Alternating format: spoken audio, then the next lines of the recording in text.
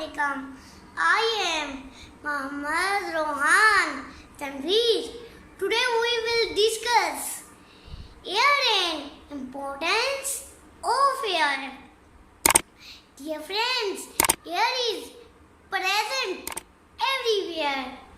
We cannot see it, we cannot smell and taste it. We can only feel it when it moves.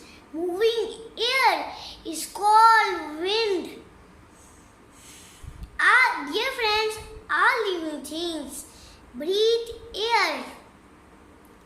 They need air to survive. Dear friends, wind helps in drawing the clothes.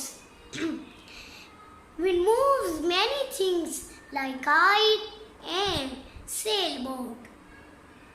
प्यारे साथियों, अब हम air को उर्दू में पढ़ते हैं ताकि जो छोटे साथी हैं उनको भी समझ आ जाए।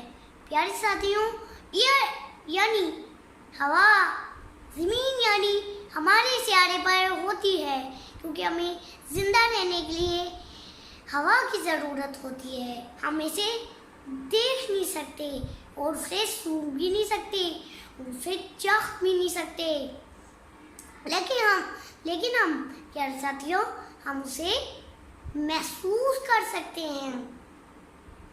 प्यारे साथियों, जब हवा चलती है तो सारे कपड़े खुश्क हो जाते हैं, और जब प्यारे साथियों हवा चलती है तो सारी चीज़ें उड़ना शुरू हो जाती हैं, जैसे कि काइट और कश्ती हरकत करना शुरू हो जाती हैं। प्यारे साथियों, उम्मीद करता हूँ एयर यानी हवा का आपको पता चल गया होगा।